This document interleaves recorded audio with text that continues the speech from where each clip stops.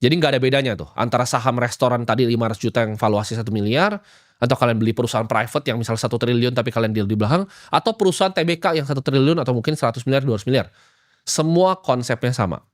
Ya, jadi ada perusahaan yang running di belakangnya. Nah, keuntungannya membeli saham ini apa?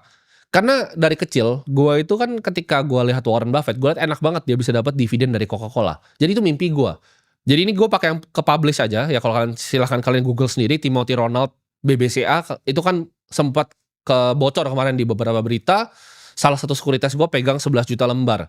Itu di mana dividennya itu sekitar 300-an juta, cuman dari posisi yang satu itu. Ya, sebenarnya gue punya lebih di BCA, cuman itu kan yang nggak di-disclose. Itu 300-an juta per bulan. Jadi gue tuh basically dapat gaji, teman-teman. Gue dapat dividen pembagian hasil nih dari keuntungan BCA. Gue itu duduk di kantor gue di sini. Gue nggak duduk di kantornya BCA, tapi gue dapat gaji itu lebih besar dibanding manajer di sana, gitu. Itulah keuntungannya pemilik saham. Gue tuh bisa sebenarnya kalau gue udah malas ya, gue tinggal di rumah, gue di Swiss, gue ngopi di Swiss, gue dapat uang yang sama. Jadi gue nggak bekerja untuk dapetin uang itu.